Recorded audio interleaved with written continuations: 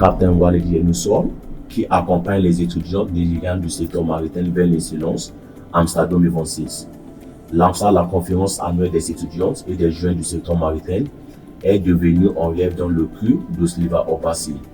Lorsqu'il avoue comme le capitaine Walidi Enossor, alors directeur du développement, du transport maritime et de la sécurité maritime à l'Animassal. On cradait ses protégés, les étudiants du Federal College of Fisheries and Marine. Il y a plus de 10 ans, en tant que journaliste, il estimait que cette jeune génération aurait besoin de davantage d'opportunités et qu'il fallait combler le fossé entre l'ancienne génération et la génération actuelle. Cette 10e édition de l'événement a réuni les principaux acteurs qui constituent la véritable bouée de sabotage de l'économie maritime et de l'économie Blue Dune Action. Le capitaine Walidi Enossor, actuellement directeur exécutif des opérations et de la technique chez Transital Security Service Nigeria Limited, entreprise qui protège les infrastructures stratégiques de pétrole, du gaz à travers le Nigeria, sécurise les installations pétrolières et contribue à l'augmentation de la production pétrolière du pays, était l'orateur principal de la conférence AMSA 2026, marquant son 10e anniversaire. Il a présenté une vue d'ensemble, les stratégies adoptées par les différentes nations maritimes, les aspects liés aux infrastructures, aux institutions ainsi qu'à la transformation économique. En encadrant les étudiants, il a expliqué à quel point il est possible pour le Nigeria de produire de l'énergie à partir de l'océan, comme cela se fait aujourd'hui en Chine. Il existe aujourd'hui des entreprises qui produisent de l'énergie à partir de l'océan. La chaîne est numéro 1 et si nous sommes suffisamment sérieux, nous devons être capables de faire cela au Nigeria très facilement. Et la raison est simple, le courant oceanique autour du golfe de Guinée circule dans une direction, puis revient en faisant le tour dans l'autre sens. Il a suggéré que les incitations fiscales contribuant à développer, en particulier, l'économie maritime et l'économie bleue. Les incitations fiscales contribuent à la croissance économique. Voulez-vous encourager les jeunes à faire venir des navires et les dire, d'accord, vous ne payerez pas d'impôts pendant 6 ans. Je ne sais pas, 4 ans, je ne sais pas. Je ne suis pas vraiment certain de savoir qui conseille ou qui fait cette proposition, mais son incitation fiscale. Les entreprises ne prospéreront pas. Elles auront des difficultés si tu reposes sur la fiscalité et encore la fiscalité. Vous finirez par l'emposer les jeunes jusqu'à les faire disparaître. Et c'est ce qu'il arrivera, cette industrie aura donc besoin de toutes sortes d'incitations. En parlant de l'Académie maritime du Nigeria, son point de vue, en tant qu'ancien enseignant à l'Australian Maritime College, était qu'une classe ne devrait pas compter plus de 24 étudiants. Pour un seul instructeur, faute de quoi obtention du certificat de compétence deviendra très difficile. Ce sera très difficile d'obtenir un certificat de compétence dans un environnement fondé sur les compétences. Je ne suis pas certain que cette réglementation ait changé. Vous ne pouvez pas avoir plus de 24 personnes pour un seul instructeur. Non, si vous en avez davantage, il vous faut au moins 12 instructeurs. C'est ce que je savais à l'époque. Peut-être qu'aujourd'hui, vous pouvez faire comme vous le souhaitez. Mais je le sais parce que non seulement j'ai été étudiant, mais j'ai également participé à des formations, car il est impossible de transmettre efficacement des connaissances à autant de personnes, en même temps lorsqu'il s'agit d'un travail pratique. Il a appelé à la régulation des centres de formation professionnelle afin de limiter les disparités de normes. Les centres de formation professionnelle se multiplient un peu partout aujourd'hui, ce qui est une bonne chose. Ils se développent progressivement.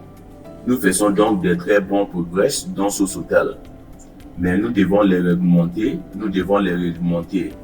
car les centres de formation professionnelle sont comme des lieux de course. Chacun peut interpréter son propre verset de la Bible pendant que l'autre interprète le sien. Le risque de divergence est très élevé. Si l'organisme de réglementation n'est pas très compétent, vous pourriez vous retrouver avec des normes différentes d'un endroit à un autre. Concernant le cadre réglementaire et le respect de conventions internationales, il a exhorté les foutus de gens de mer les actuelles étudiantes en études maritimes, à ne pas accepter un système de représentation à tour de rôle auprès des organisations maritimes internationales dans l'intérêt de la nation. Le cadre réglementaire, le respect des conventions internationales, le Nigérien a signé un grand nombre de conventions, mais signer est facile. Le véritable problème, c'est les mises en œuvre. Vous allez à l'Organisation maritime internationale, OMI, où toutes ces lois et réglementations sont élaborées, puis vous allez les signer. Allez-vous simplement signer et revenir dire que vous avez signé, ou allez-vous signer puis les appliquer? Je vais vous expliquer comment nous faisons en Australie et je m'adresse simplement à ceux qui sont ici aujourd'hui, ainsi qu'à ceux qui seront les futurs gens de mer de cette industrie, afin qu'ils prennent cela très au sérieux. N'envoyez pas des personnes à OMI selon un système de rotation. Ne le faites pas. C'est dangereux. Savez-vous pourquoi? Chaque fois que vous envoyez quelqu'un à tour de rôle, ces personnes et faire comprendre sont jamais acquérir une véritable expertise. En Australie, nous choisissons des personnes bien précises, nous examinons les qualifications et tout le reste, puis nous disons, oui, cette personne est spécialiste de la sécurité maritime, oui, elle est compétente. C'est cette personne que nous envoyons. Ces personnes participent à toutes les conventions aujourd'hui. Ce sont de véritables expertises. Ainsi, même si une mesure est proposée que nous ne pouvons pas encore mettre en œuvre dans un certain délai, nous n'acceptons pas immédiatement à OMI qu'elle entre en vigueur. Nous rentrons chez nous, nous faisons notre propre évaluation et nous demandons à nos spécialistes techniques à votre avis. Quand pourrions-nous fabriquer cet équipement en Australie et non pas quand pourrions-nous emporter cet équipement en Australie quand une image dit tout. Il n'est pas plus nécessaire d'essayer ou de faire semblant comme le chanteur George Benson. Et c'est exactement ce qu'a fait le capitaine Willie Ellison, et notre expert maritime et aéronautique, lorsqu'il a présenté une photographie prise avec cette étudiante. À l'époque, il était enseignant à l'Australia Maritime College, aujourd'hui rattaché à l'Université de Tasmanie, afin de renforcer la motivation de ses protégés et de les encourager à suivre le même parcours. Lequel? Qu'il y avait eu donc enseignant, puis je vous proposer une question. Vous venez tout de rire, j'étais encore jeune lorsque j'étais enseignant à l'Australia Maritime College.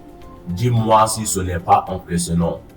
Cela peut vous arriver aussi. Savez-vous pourquoi ils m'ont envoyé cette photographie? Le dernier groupe d'étudiants que j'ai formé est devenu capitaine de navire. En signe de reconnaissance, ils m'ont envoyé cette photo. La marraine de l'équipe, Madame Ife Akérédé, a demandé aux futurs marines et aux futures femmes de mer de ne pas prendre à la légère une telle opportunité de mémorial.